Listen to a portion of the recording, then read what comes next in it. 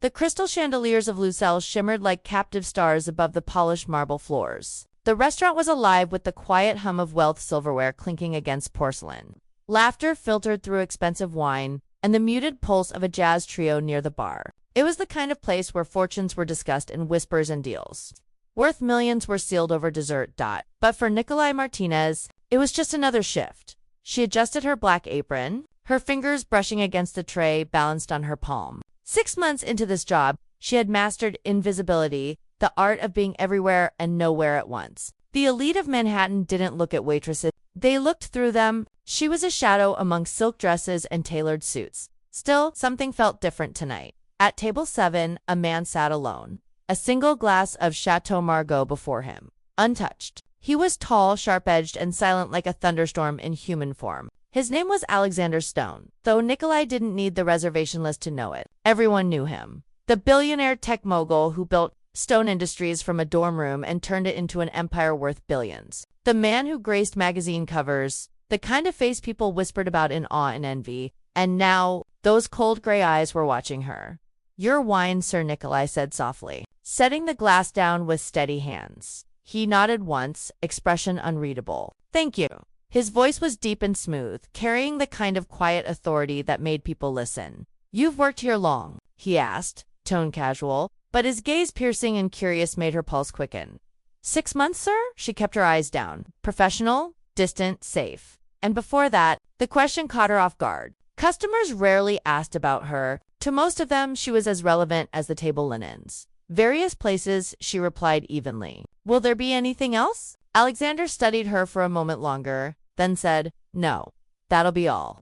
Nikolai turned to leave, grateful for the excuse to retreat, but she could still feel his gaze following her. Something in his eyes unsettled her, not predatory, not even flirtatious, just intense. Like he saw something the world didn't. What she didn't see was the small, deliberate movement he made before standing. He slipped his black American Express Centurion card beneath his napkin and walked out, his polished shoes clicking softly on marble as he left without paying. 10 minutes later, Nikolai discovered the card. Her heart stopped. The black card legend coveted the 1% of the 1%. No limit, no questions asked. People told stories about what that card could buy: mansions, cars, maybe even loyalty. Her fingers trembled as she picked it up. The temptation was instant and terrifying. She could buy a real coat, pay her rent, maybe even catch up on the student loans that hung around her neck like an anchor. Table 7 left without paying. Her manager? Marco barked from behind her.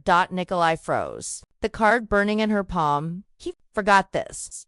Marco's eyes widened. "Is it?" "Yes." "Then for God's sake, give it to me. We'll send it back to his office first thing in the morning." She hesitated. "It's late. He probably doesn't even know what's missing yet. I'll return it myself tomorrow." Marco frowned. "Fine. But be careful, NIC. That man's not someone we can afford to upset." "I understand." But the truth was, Ashwai didn't. Not yet. By the time Nikolai's shift ended, the October air had turned sharp and unforgiving. She stepped onto Fifth Avenue, pulling her threadbare jacket tighter around her. The city lights painted the wet pavement gold, and in her pocket, the black card felt like both salvation and sin. She could almost hear it whispering, "Use me." She'd been broke before. She knew what hunger felt like. She knew the humiliation of watching bills pile up while pretending everything was fine. Maybe, just maybe, this was a sign. "Please, miss." The small voice stopped her in her tracks. Near the restaurant's back entrance, a little girl stood, barefoot and trembling, her clothes too thin for the cold. Tangled blonde hair framed a face streaked with dirt and exhaustion. "Sweetheart." Nikolai crouched down, ignoring the ache in her knees. "Where are your parents?" The girl shook her head. "Don't have any. I'm hungry." Her voice was small, empty. Nikolai's chest tightened. She'd seen this child before, hovering near the alley behind Lucelle some nights, asking for scraps, always polite, always alone. "What's your name?" "Emma." Nikolai smiled softly. "That's a beautiful name. When did you last eat?" The girl's shoulders lifted in a small shrug. "Yesterday? Maybe." That decided it. "Come on," Nikolai said, taking the girl's small, freezing hand. "We're going shopping." The all-night pharmacy on Lexington Avenue was nearly empty, its fluorescent lights humming softly. Nikolai moved down the aisles with determination, Emma's hand still in hers. She grabbed everything's children's medicine, antiseptic, protein bars, fresh fruit, a warm coat, socks, gloves. The basket overflowed.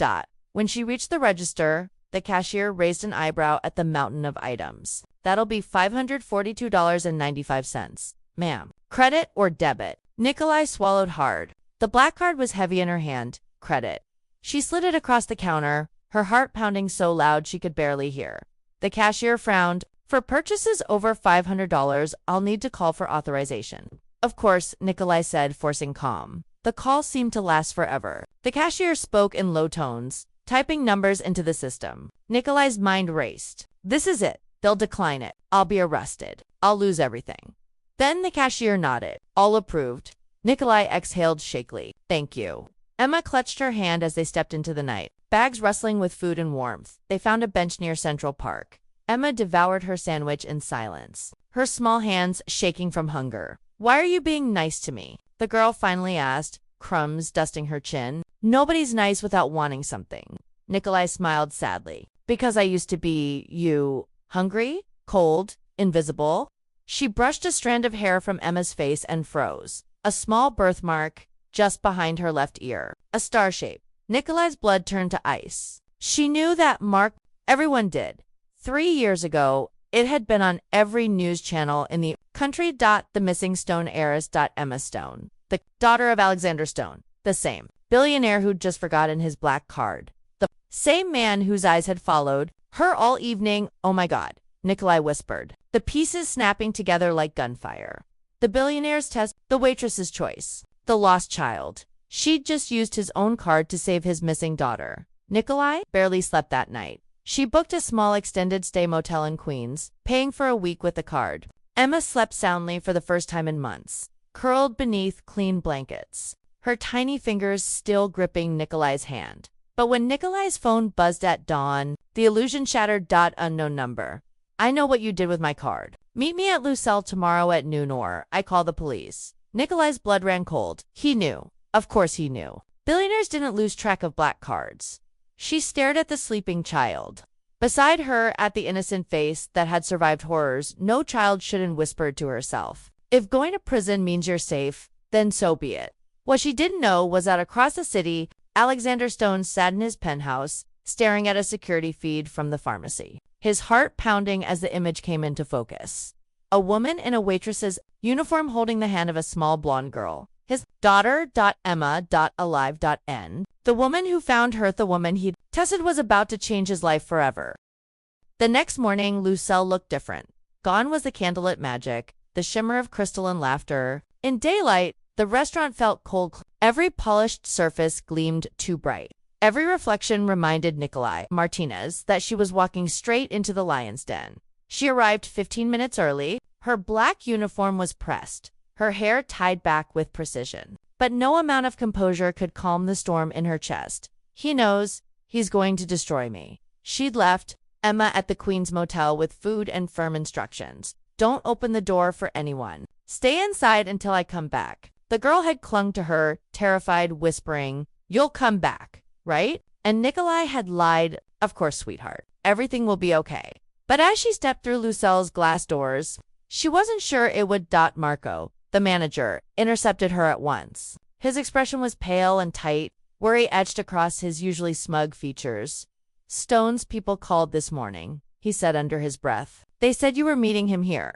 Nikolai forced a professional smile. Yes, I'm returning his property. Why, privately. Marco's tone carried a warning. He asked for the wine cellar alone. You know what that means? She did no cameras. No witnesses. If Alexander Stone wanted to crush her reputation or worse, no one would stop him. I'll handle it. Nikolai said softly. Nisi, I said I'll handle it. Her voice left no room for argument. The wine cellar was dim, lined with shelves of bottles worth more than her entire life savings. The air smelled faintly of oaken money.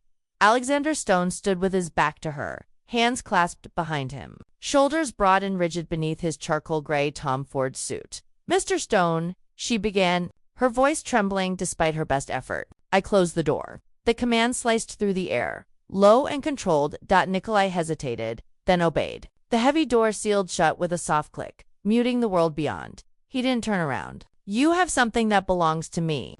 Her fingers dug into her apron pocket, gripping the black card like a talisman. Yes, sir. I came to return it. Finally, he faced her, and the look in his eyes stole her breath.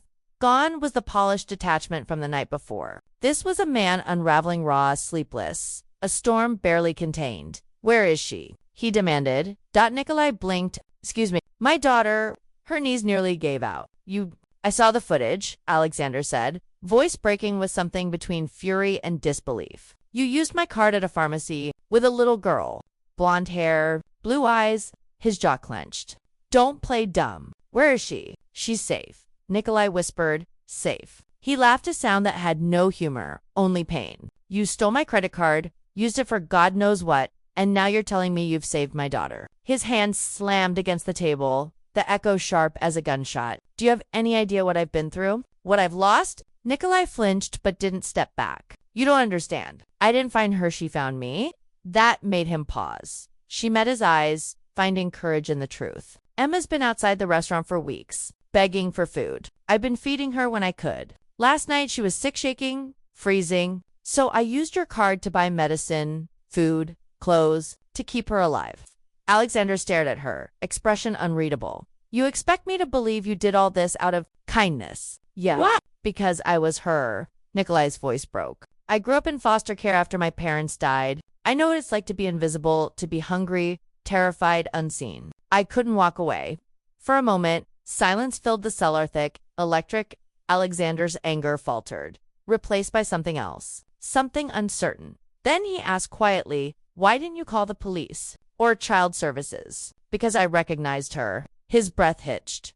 The birthmark, Nikolai said softly, behind her ear, the little star. I saw it 3 years ago on the news. I knew who she was. But she doesn't talk about her past. She's terrified. If I'd called the police, she would have run. And if she'd run, you might have never seen her again. He turned away, one hand gripping a wine shelf for balance. His shoulders trembled. She's been on the streets, he whispered. My daughter, living on the streets. Nikolai swallowed hard. I don't know what she's been through, but she needs gentle care, not another trauma. When you see her, you have to go slow. She doesn't remember you, not yet. He spun back toward her, anguish bleeding into defiance. Don't tell me how to handle my own daughter. I'm telling you because I've seen this before, Nikolai said, stepping closer, her voice firm but kind. If you go in like a savior or a stranger demanding answers, you'll lose her again, maybe forever.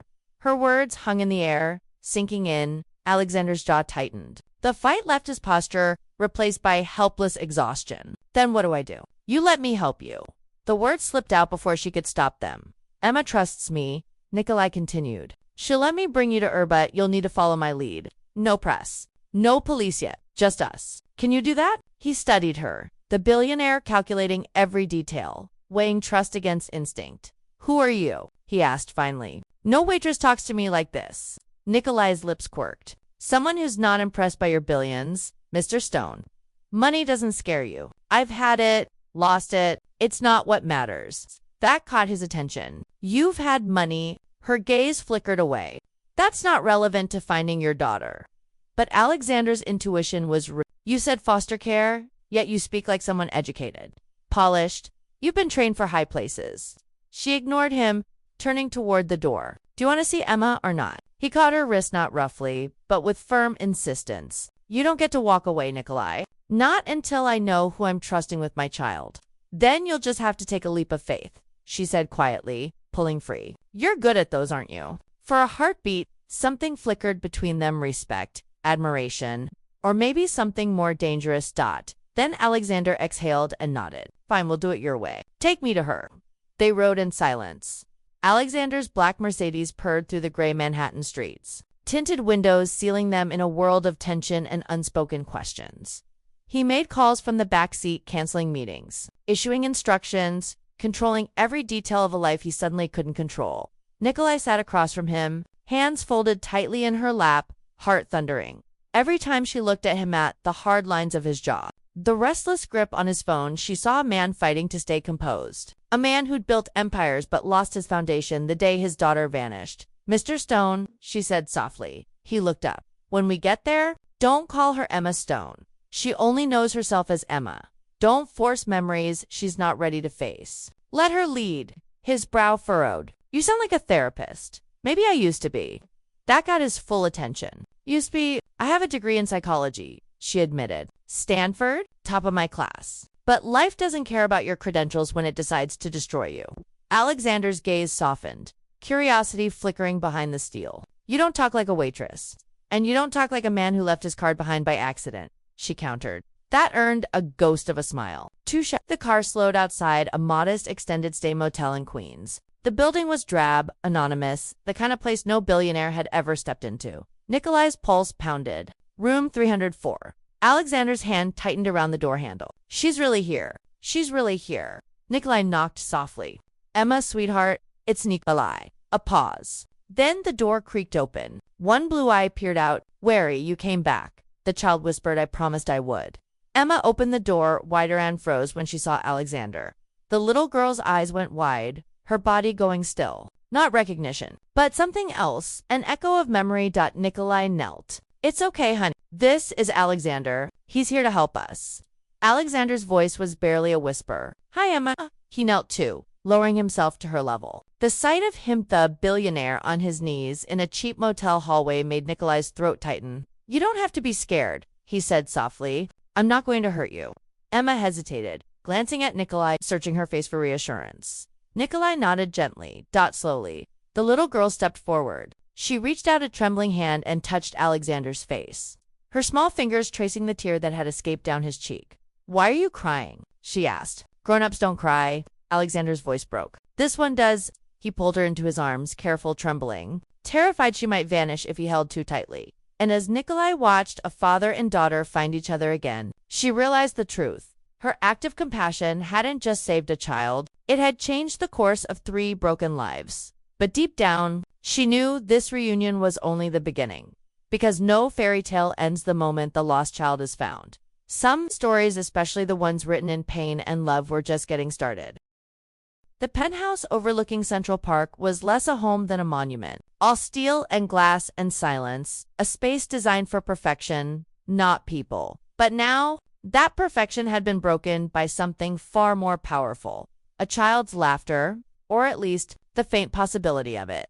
Nikolai Martinez stood by the floor-to-ceiling windows, watching the Manhattan skyline bleed gold under the afternoon sun. Behind her, the faint hum of voices drifted from down the hall. Alexander Stone giving quiet orders to someone on the phone, arranging a pediatrician, a psychologist, a small army of professionals to help his daughter. He hadn't left Emma's side since that morning. When they brought her here, the little girl had clung to Nikolai, terrified of the marble floors, the strange walls, the echoing rooms. But she'd eventually fallen asleep on the couch, wrapped in a blanket that looked far too luxurious for its new, small occupant.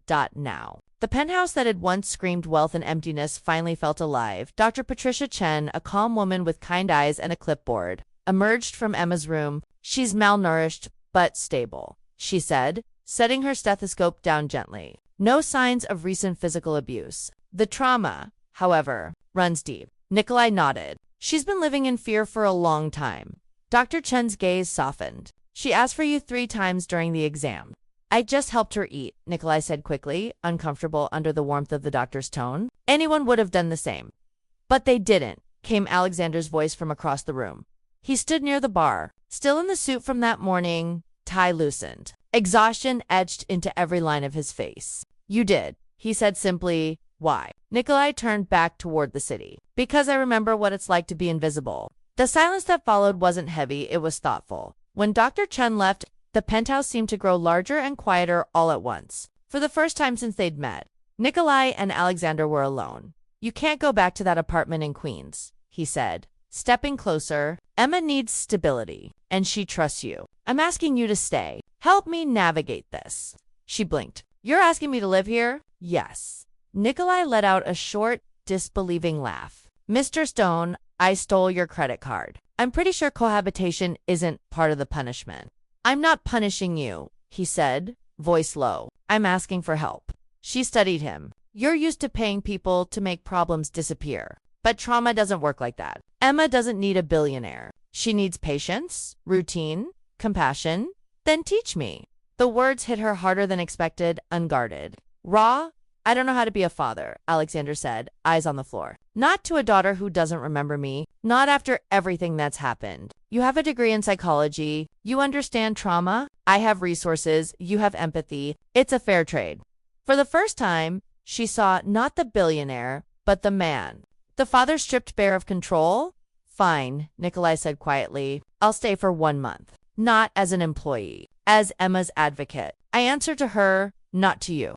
His eyes lifted. And after that month, then we reassess. Something like relief flickered across his face. 1 month, but listen to me, Mr. Stone, Nikolai added, stepping closer. If you try to buy your daughter's love or force her to remember you, I'll walk. Money doesn't heal children. People do. He nodded slowly. Understood? They stood in silence. The air between them charged. Nikolai felt her heartbeat quicken. She was aware of how close he stood, how the city lights behind him framed his profile in soft gold. His next words came almost like a challenge. We'll need to establish ground rules. Starting with what I call you. Ms. Martinez feels too formal for someone living in my home. Nikolai is fine. And you can call me Alexander.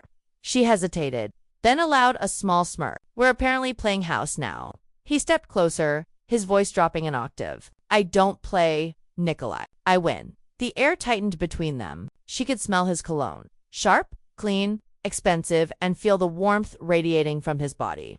I'm not a prize to win. Mr. Stone, she murmured. No, he said, softer now. But I think you might be the only person in this building who sees me as something other than one. The honesty in his voice caught her off guard. For a moment, the walls between them cracked. But then he straightened, slipping the mask of control back on. Regardless, you're under my protection now. That means I need to know everything about you. Starting with what happened before Lucelle. Her pulse spiked. That's none of your business. It became my business the moment you used my card to save my daughter.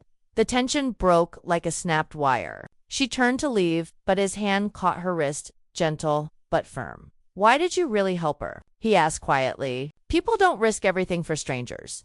Because she wasn't a stranger, Nikolai whispered. She was me, 20 years ago. Scared, alone, waiting for someone to see me. The pain in her voice silenced him. For the first time, Alexander understood this wasn't about charity. This was about redemption. Later that night, Nikolai sat awake in her new guest room, if it could even be called that. The bed was too soft, the view too beautiful, the silence too clean. On the other side of the wall, she could hear Emma's faint breathing through the baby monitor Alexander had installed hours earlier. A billionaire's overprotective instinct turned into something almost human. She closed her eyes and tried to remember. The last time she'd felt safe, couldn't the only constant in her life had been survival? And now she was living in a world built for people who'd never had to, across the penthouse. Alexander Stone sat in his study, staring at a photo of a blonde-haired girl taped to the corner of his computer monitor. Emma. At 4 years old, smiling, innocent. Before everything went wrong, his phone buzzed with another missed call. A business partner, a press inquiry, another crisis waiting to be managed. He ignored them all. Nikolai's words replayed in his head. Money doesn't heal children. People do. And for the first time in his life, he realized he didn't know how to be people. The next morning, Emma woke to the smell of pancakes. Nikolai stood by the kitchen island, flipping them carefully. You like strawberries? Emma nodded, sleepy but smiling, a small, cautious smile that looked like sunrise. Alexander watched from the doorway, dressed down in jeans and a white shirt. It was the first time Nikolai had seen him without the armor of wealth. When Emma saw him, her smile faltered. He hesitated, then crouched to her level. Hey kiddo, I made coffee. That's about the best I can do in the kitchen. Emma giggled softly, a fragile sound, but real. Nikolai caught Alexander's surprised expression and smiled. See? You're learning. He met her gaze, something warm and unspoken passing between them. Maybe, just maybe, they could both learn how to be something different. That night, as the city lights blinked outside the windows and Emma slept peacefully down the hall, Nikolai realized something she hadn't expected. She'd come into this man's life to return a card and help a child, but somewhere between the silence, the stolen glances, and the shared weight of their scars, she was beginning to care, not just about Emma. About him, too. And that terrified her more than anything. 2 weeks passed in fragile balance. In the vast penthouse high above Manhattan, a new rhythm had emerged, quiet, hesitant, full of unspoken effort. Nikolai Martinez built structure where chaos had reigned. Mornings were gentle rituals, warm breakfasts, soft conversations. Quiet encouragement, coaxing small smiles from a little girl who had forgotten how to trust the world. Afternoons were healing work disguised as play art music. Stories that slowly teased open the doors of a child's shuttered heart. Evenings were family dinners, awkward and tender, where Alexander Stone learned to listen more than command. And nights those were the hardest. Because when the lights went out, ghosts came whispering back. It started with a sound, a sharp cry, faint through the walls. Then another. Nikolai jolted upright in bed. Her heart pounded before her mind even caught up. Emma. She was out of bed in seconds, bare feet silent against the polished floor as she rushed down the hallway. The little girl's sobs grew louder. Raw with terror. She pushed open the door and froze. Emma sat huddled in the corner, knees to her chest, shaking violently. Her small hands covered her ears. No, no, don't take me back. Please no. The sight tore at Nikolai's soul. She knelt slowly, careful not to startle her. Emma, sweetie, it's okay. You're safe. You're home. But Emma didn't seem to hear her. Her eyes were glassy, lost somewhere far away. Then the door burst open behind them. Alexander, he looked disheveled, barefoot, shirt unbuttoned, fear carved into every line of his face. Emma? The sound of his voice made the little girl scream. No. She buried her head against her knees, sobbing harder. He's here. The bad man, he's here. Alexander froze, devastated. No. Sweetheart, it's me. It's Dad. I won't hurt you. But the child only screamed louder, shrinking away from him, clawing at the floor like she could disappear into it. Nikolai's heart broke at the look on Alexander's face, confusion, grief, helplessness. He looked at Nikolai, silently pleading. Please, he whispered. What do I do? Leave, Nikolai said softly but firmly. Just for now. He hesitated, pain flickering in his eyes, but he nodded and stepped back, retreating into the hallway, his shadow stretching long across the marble. Only when he was gone did Nikolai move closer to Emma. There's no bad man here, sweetheart, she whispered, her voice calm and steady. It's just us. You're safe. Emma trembled in her arms, breath hitching. He said I was bad, that I had to go back to the cold place. Nikolai closed her eyes, holding the little girl tighter. You're not bad, Emma. You're brave, and no one is ever taking you back there again. It took 20 minutes to calm her, another 10 before her breathing slowed and her eyes fluttered closed. When Nikolai finally stepped into the hallway, Alexander was waiting, leaning against the wall like a man barely holding himself together. She thought I was him, he said, his voice hoarse. Whoever took her, she thought I was the monster. She's not afraid of you, Nikolai said quietly. She's afraid of men. Her memories blurred. Faces, voices, they overlap. He rubbed a hand over his face, the mask of control cracking. She's remembering, isn't she? Yes, in flashes. And every flash brings her closer to panic. Nikolai nodded. Trauma doesn't heal in straight lines, Alexander. It circles back before it moves forward.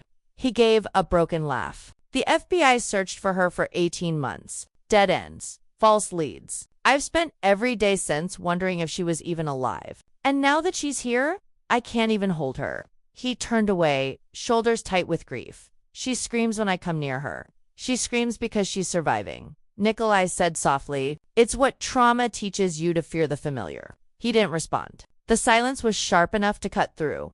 Come to my study, he said finally. I can't. Sit still. The study was dark except for the skyline bleeding through the windows. Alexander poured himself a glass of scotch and downed it in one swallow. She said a man tried to take her back to the cold place. He murmured, she's starting to remember what happened. And whoever that man is, I'm going to find him. Nikolai watched him pace, energy coiled tight like a spring. We don't even know what the cold place means yet. Don't jump to conclusions. I've spent 3 years waiting for answers, he snapped. I'm done waiting. She met his anger with calm resolve. And if your impatience re-traumatizes her, if your need for revenge costs her the peace she's just starting to find. He stopped pacing. Their eyes locked. You think I'd hurt her? I think you'd do anything to protect her. Even the wrong thing. The truth hung between them, dangerous and heavy. Alexander's voice softened. I don't know how to do this. Good, Nikolai said. That means you're finally being honest. He sank into his chair, head in his hands. I'm used to solving problems, not feelings. I built an empire. Nikolai, I control everything. But this, he gestured helplessly toward the hallway. This I can't fix. Nikolai moved closer, her hand hesitating before resting lightly on his shoulder. You don't have to fix her, Alexander. You just have to stay.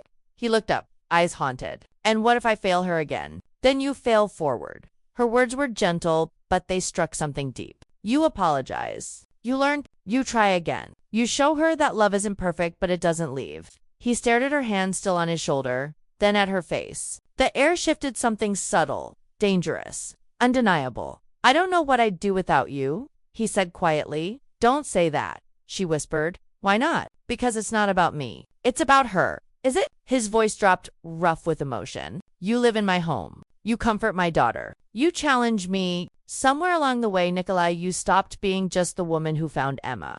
Her breath caught. Alexander, tell me to stop, he murmured, rising slowly, closing the distance between them. Tell me you don't feel this. She should. Every logical part of her screamed too. But when his hand brushed her cheek, her resolve shattered. Don't, she whispered weakly. Then say it, he said, his voice barely more than air. Say you don't want me to. Her heart pounded. The truth spilled before she could contain it. I can't. He kissed her. It wasn't gentle, it was years of loneliness, grief, gratitude, and need colliding all at once. His hands tangled in her hair, hers gripping his shirt, like she needed to steady herself. It was wrong, complicated, perfect. When they finally broke apart, breathing hard, Nikolai stared at him in disbelief. This can't happen again, she said, voice trembling. Emma comes first, always. If we cross that line, we risk everything. It's already happened, Alexander said softly, brushing his thumb over her lip. And pretending it didn't won't change what's real. Then we ignore it, she said firmly, for her sake. Her voice broke on the words, we pretend this never happened. He nodded once, though his eyes told a different story, one that promised pretending would be impossible. She turned toward the door. Good night, Alexander.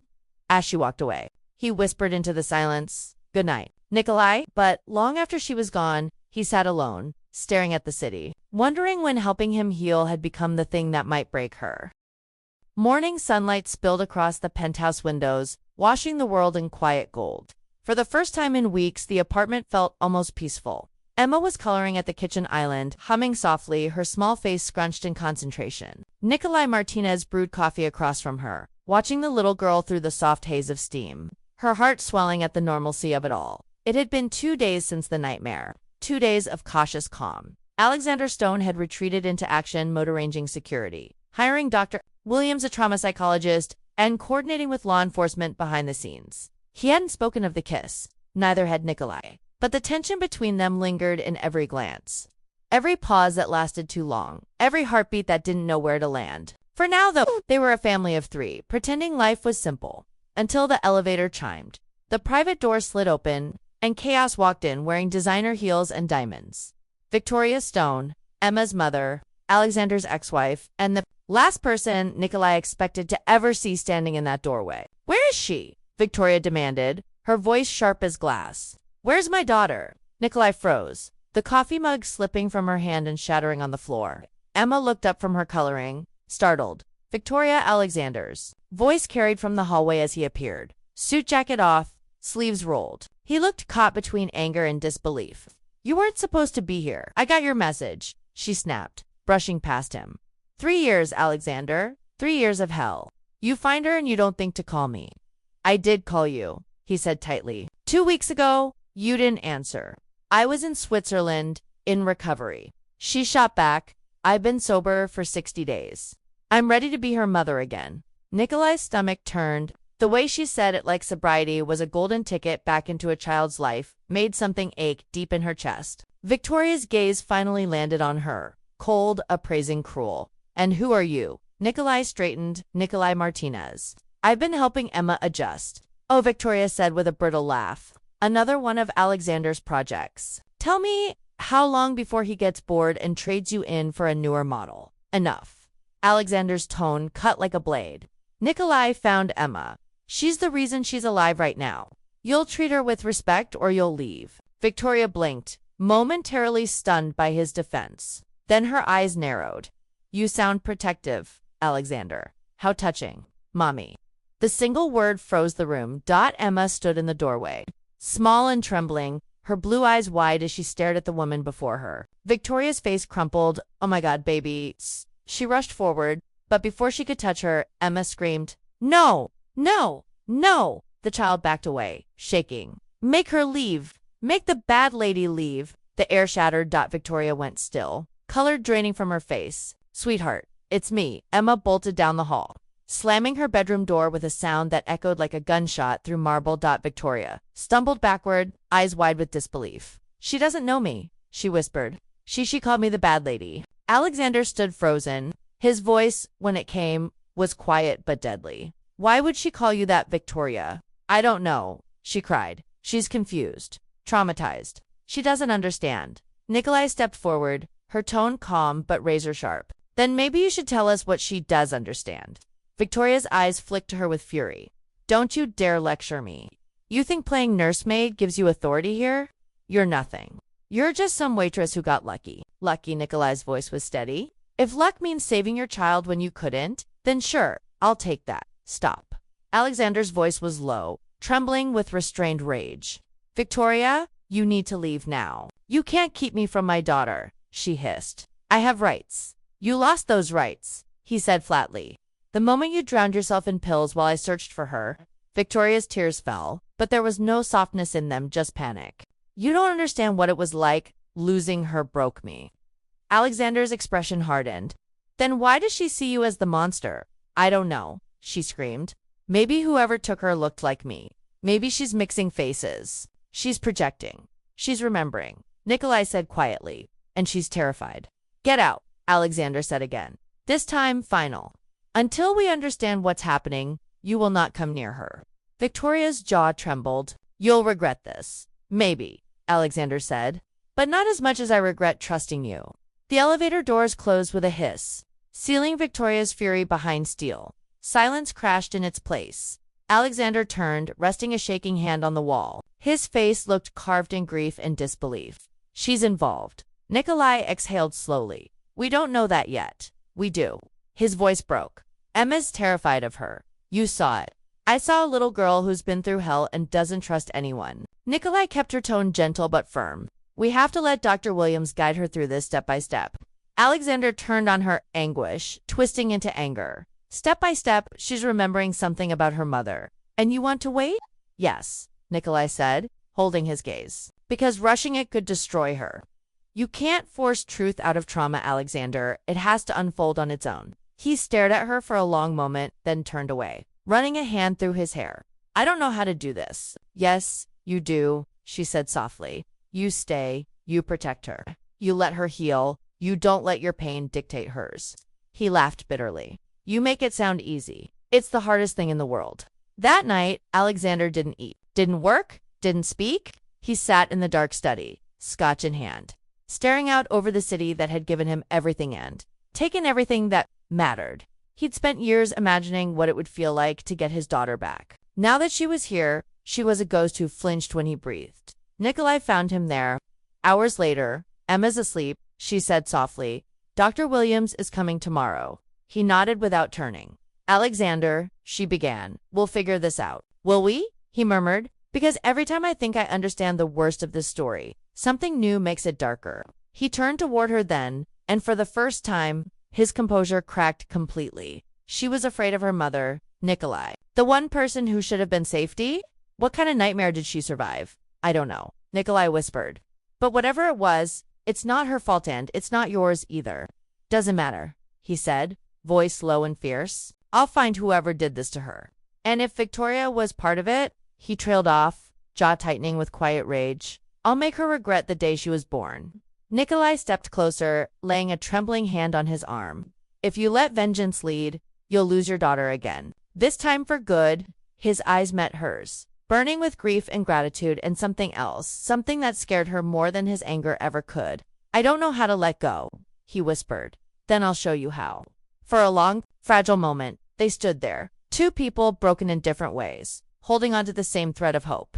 Outside, the city pulsed with life, unaware that in one quiet corner of its glittering skyline, a wounded father and a haunted woman were learning how to save each other one heartbeat. One choice, one child's fragile trust at a time. The following morning, the penthouse was hushed under a weight that couldn't be named. Emma sat at the kitchen table with a box of crayons, coloring silently while Dr. Williams, the child psychologist, observed from across the marble counter. The doctor's eyes were patient and warm. She knew not to ask questions yet. Words came slowly to children who'd been silenced by fear. Nikolai Martinez poured coffee but didn't drink it.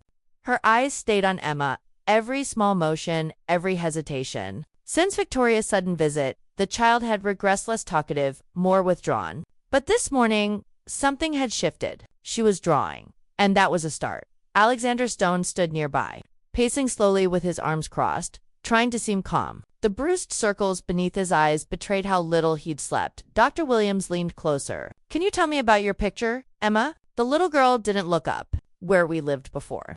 Nikolai's chest tightened. She exchanged a glance with Alexander. "And what's that?" the doctor asked gently, pointing to a large, gray rectangle Emma had colored in the corner. "The cold place." Her voice was barely above a whisper. The crayon trembled in her hand as she added black lines across the gray bars. "A cage," Nikolai's breath. "CAUGHT." Dr. Williams kept her tone steady. "Was that where someone took you?" Emma nodded, her small shoulders shaking. "It was dark all the time. They said I couldn't leave until I stopped crying." Alexander's hands curled into fists. "Who said that?" Nikolai shot him a warning glance. "Let her speak." Emma hesitated, switching to a red crayon. She drew a tall figure beside the cage. The person's hair was yellow. "Who's that?" the doctor asked softly. The girl's answer was a whisper. "The lady with the yellow hair." Nikolai felt the room tilt. Victoria. Emma kept drawing, fast, messy, urgent now. The lady with yellow hair stood beside another figure. This one was big, with no face, just a black circle where the head should be. They both yelled. Emma murmured, "Then the man put me in the cold place." Alexander stepped forward, unable to stop himself. "Emma, what did the man look like?" But before she could answer, the crayon snapped in half. The sudden sound made her flinch violently. She covered her ears and whimpered. Dr. Williams stood quickly. "That's enough for today." Alexander froze, realizing too late that his voice, sharp, demanding, had broken the fragile calm. "I'm sorry," he whispered. Emma didn't hear him. She'd retreated into silence, her wide blue eyes staring at the table as if afraid the drawings might come to life. Later, in the study, Dr. Williams laid the drawings out on the desk between them. The gray cage, the yellow-haired woman, the faceless man. Nikolai stood beside Alexander, both leaning over the images. "These are typical trauma representations," Dr. Williams said softly, "but the consistency is concerning. The yellow-haired woman, your ex-wife, appears in several of Emma's nightmares, correct?" "Yes," Alexander said, his voice low. "She might not be the abuser." The doctor continued carefully, "But she may have been present. It's possible Emma associates her image with the fear she experienced." Nikolai frowned. "Present how?" "You think Victoria knew what was happening?" "I think Victoria wasn't sober," Dr. Williams said simply, "and that someone close to her used that chaos to take advantage." Alexander's jaw tightened. "Someone like who?" "Her then business manager," Nikolai murmured. Alexander looked at her sharply. "What?" "I did some checking after Victoria showed up," Nikolai said. "His name was Cliff Mercer. He handled her accounts back then. He disappeared 2 years ago. No forwarding address, no digital trail. That's the faceless man," Alexander said, his voice trembling with rage. "He took my daughter." "Maybe," Nikolai said carefully, "but we don't know his motive. If Victoria was too far gone to realize what was happening, he could have been using her as cover."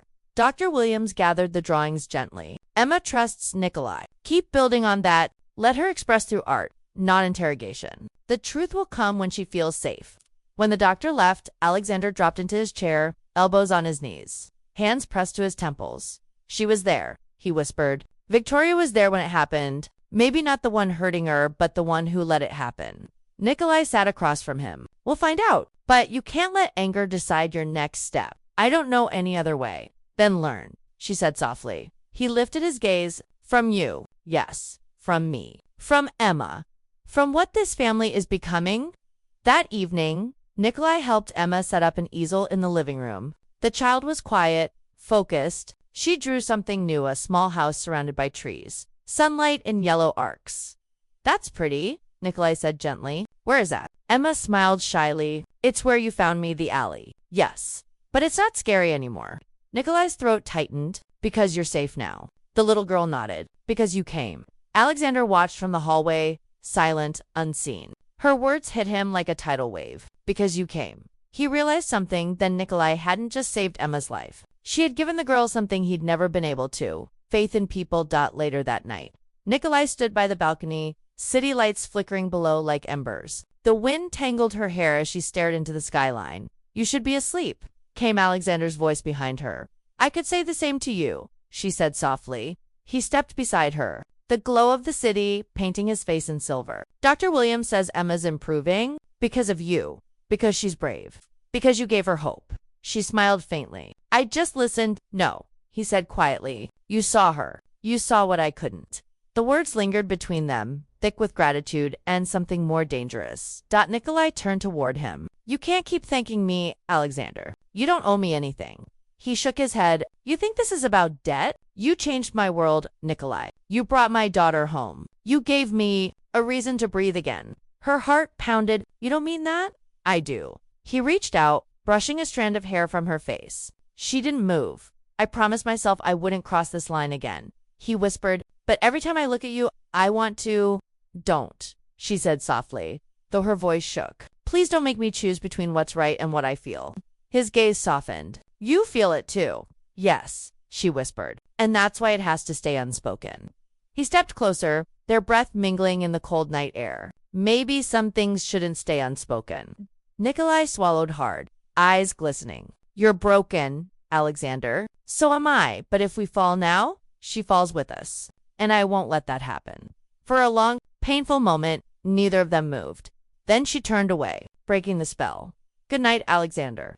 He watched her walk away, his heart aching with a truth he could no longer deny. She wasn't just saving his daughter anymore, she was saving him. A storm rolled across Manhattan that night, heavy with rain and electricity. The city's towers glowed against the darkness like lighthouses caught in fog.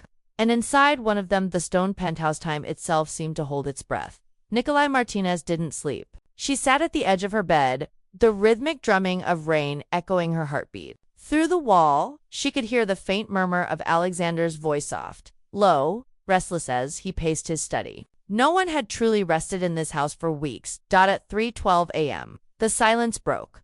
A piercing scream shattered the night. Nikolai bolted upright, her instincts snapping into focus. She raced down the hall barefoot, the cold floor burning beneath her feet. When she reached Emma's room, Alexander was already there, crouched beside his daughter's bed, his face pale, desperate. She's having another one, he said, his voice cracking. I can't wake her. Emma thrashed against the sheets, crying out between sobs. No, please don't lock me in. I'll be good. I'll be good. Nikolai rushed to her side, gently taking her small hands. Emma, sweetheart, tits Nikolai. You're home. You're safe. Breathe with me. Okay. In and out. The girl's eyes snapped open, wild and unfocused. He took me. The man took me. Mummy said I had to go. Alexander froze. What did she just say? Nikolai met his gaze, her own face drained of color. Emma, what do you mean? Tears streamed down the little girl's cheeks. Mommy said I had to go with him. The man with the black coat. She said he was helping me get better. But her voice broke. She covered her mouth and whispered, he put me in the cold place. Alexander staggered back, his body trembling with fury and disbelief. She knew, Alexander, she knew. Nikolai, he shouted, voice raw. Victoria let him take her. She sold our daughter's safety for her own damn addiction. Stop, Nikolai said sharply. You can't yell right now. She's terrified. We need to calm her down before she shuts down again.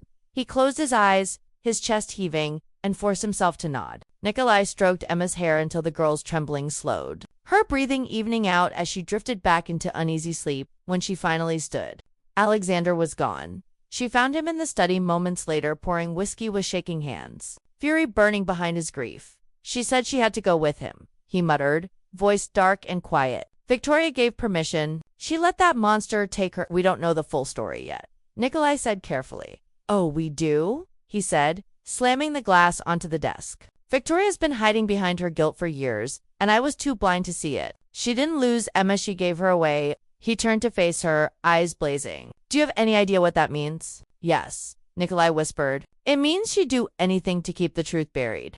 The words hung in the air, electric with danger. The next morning brought no peace. Dr. Williams arrived early to check on Emma, her brow furrowed with concern as Nikolai recounted the nightmare. It's a breakthrough, she said, painful, but progress. She's remembering details now. And the fact that she could verbalize what happened, that's critical. Alexander, standing by the window with his arms folded, spoke without turning. I'm not waiting for more nightmares. I'm calling the police. Dr. Williams hesitated. That could re-traumatize her if it's handled poorly.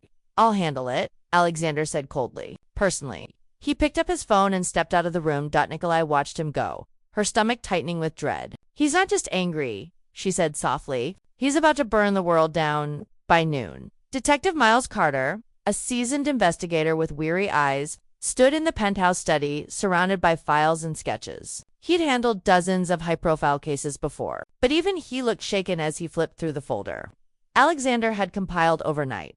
Emma's statement lines up with missing persons reports from 3 years ago. Carter said, a man matching Cliff Mercer's description owned a property upstate abandoned warehouse. No heat, isolated. Locals called it the freezer, the cold place. Nikolai murmured. Carter nodded grimly. We found traces of paint on the walls, red and yellow, matching a child's drawings recovered from the site.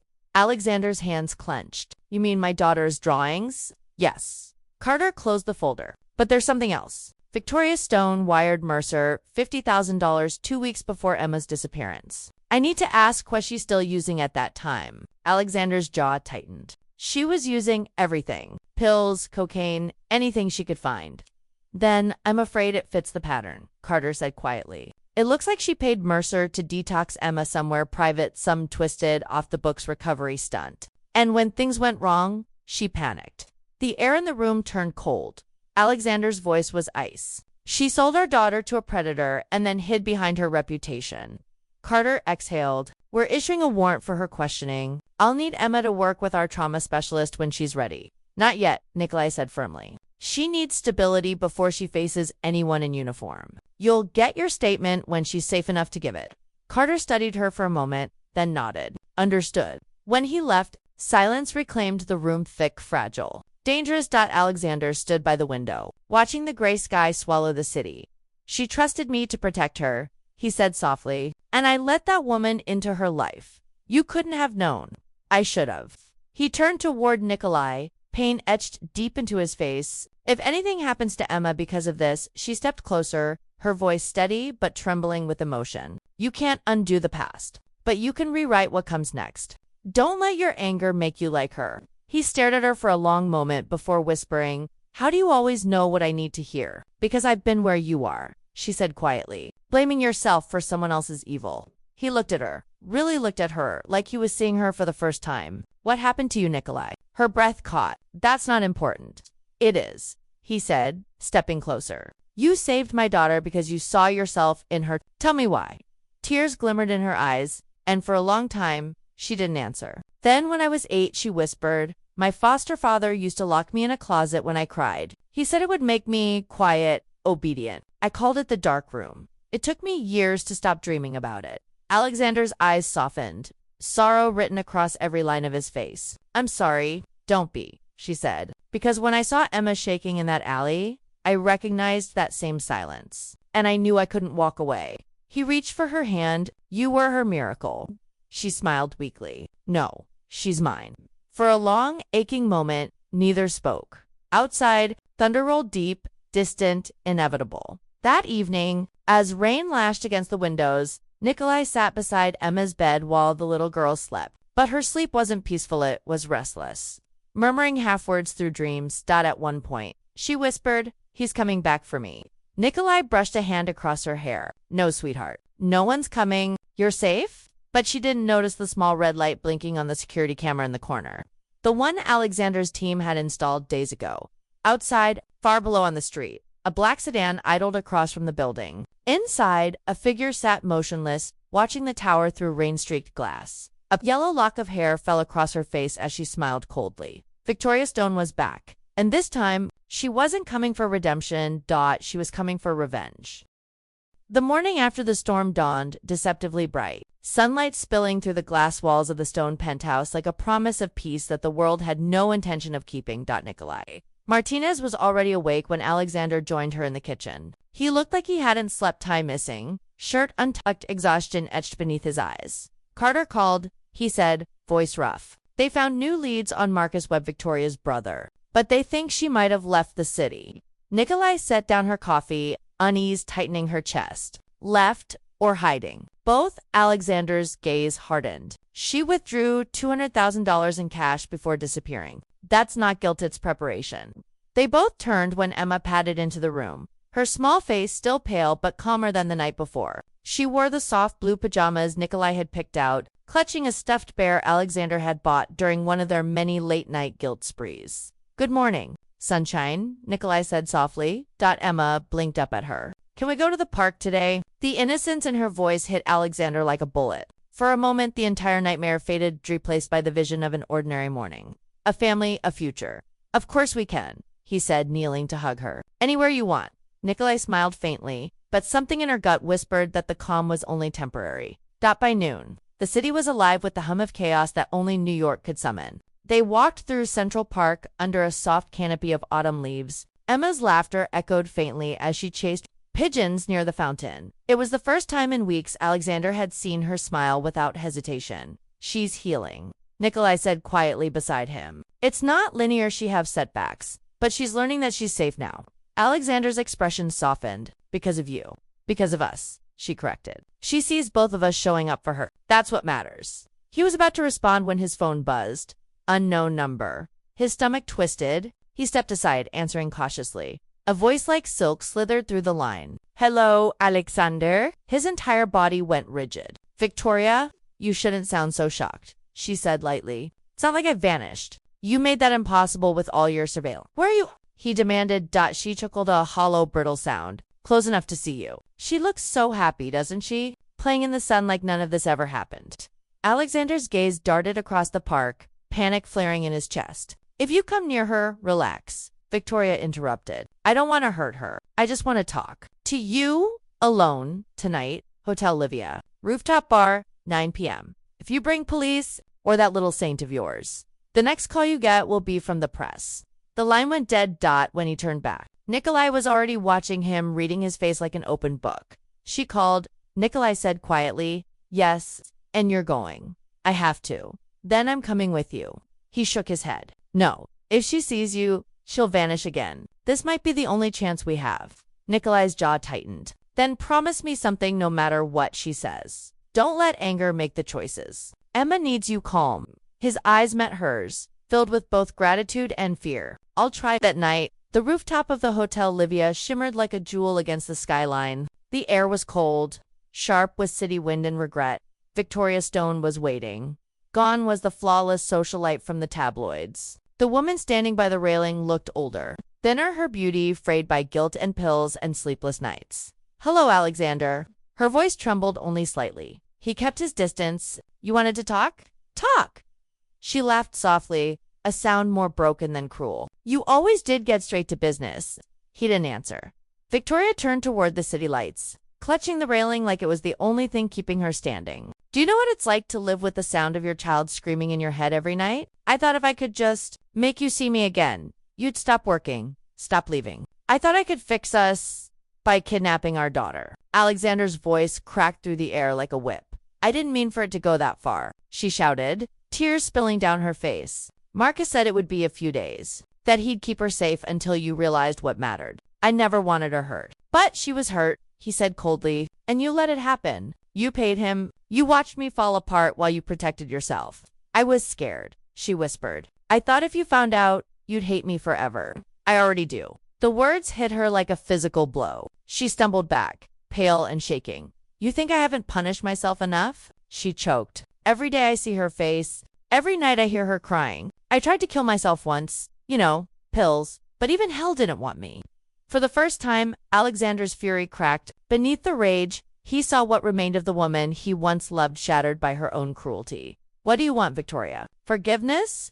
She looked up, eyes raw. "Not from you. From her." Alexander shook his head slowly. "You don't deserve it." She nodded. "I know." Then her eyes hardened again. "But neither do you, Alexander. You weren't there. You left us both alone. You think your money makes you the hero now, but you built the cage that broke her." Before he could respond, a flicker of movement caught his eye near the stairwell. Nikolai stepped into the light. "I told you to stay away," he said, voice low. "I wasn't going to let you face her alone," she said evenly. Victoria's eyes flared with recognition. "Of course. The waitress, the savior, the woman who replaced me." "I didn't replace you," Nikolai said quietly. "I showed up when you didn't." The words hung between them like thunder.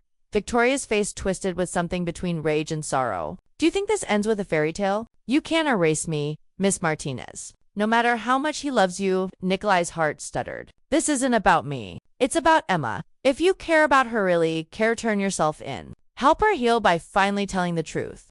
For a long moment, Victoria stood motionless. Then, slowly, she pulled a folded letter from her coat. She'll never forgive me, she whispered, handing it to Alexander. But maybe she'll understand someday. Before either of them could react, she stepped backward toward the edge of the roof. Victoria. Alexander lunged forward, but Nikolai was faster. She grabbed Victoria's wrist just as her heel slipped off the ledge. For one heart-stopping moment, 3 lives hung in balance past present. And the fragile thread of redemption. Don't you dare, Nikolai shouted. You don't get to run from this. Not again. Victoria's sobs tore through the night. Why won't it stop hurting? Because you haven't faced it. Nikolai's voice shook with fury and compassion all at once. Because real redemption doesn't come from escape, it comes from truth. Something in those words broke through. Victoria collapsed against her, sobbing uncontrollably. By the time the police arrived minutes later, she was trembling but alive. The aftermath was both chaos and calm. Victoria Stone was arrested and charged with conspiracy, kidnapping, and fraud. Her confession, written in the letter she'd handed over, filled every missing gap in the nightmare that had haunted them for years. Marcus Webb, tracked through an old wire transfer, was captured 2 weeks later in Arizona. His trial would make national headlines. But inside the Stone penthouse, none of that mattered. What mattered was Emma sleeping between them in her bed that night, the nightmares finally quiet. Weeks passed. Healing came slowly, not as a grand epiphany, but in 1,000 small, tender moments. Emma laughing at breakfast. Alexander learning to braid her hair. Nikolai smiling again, the shadows lifting from her eyes. The love that had begun with a test had transformed into something unbreakable. One evening, as the city lights shimmered below, Alexander turned to Nikolai on the balcony. Do you ever think about how this started? A black card? A lie? A test I should never have made. She smiled faintly. Sometimes the worst mistakes lead us to the right people. He took her hand. I thought I was testing your honesty. Turns out you were testing my humanity. She looked up at him, her eyes soft. And did you pass? He smiled. The first genuine one in months. Barely. But I had a good teacher. Their laughter mingled with the sound of the wind. 6 months later, Emma stood in front of her classroom holding a handmade poster for Family Day. On it, she'd drawn 3 stick figures, one tall with brown hair, one with long dark hair, and one small with a crown underneath in crayon. She'd written, "My family, Daddy, Nikolai, and me." When her teacher asked what the picture meant, Emma smiled. It means family isn't who you're born with. It's who stays. That night, as they tucked her into bed, Emma whispered sleepily, I'm glad you forgot your card, Daddy.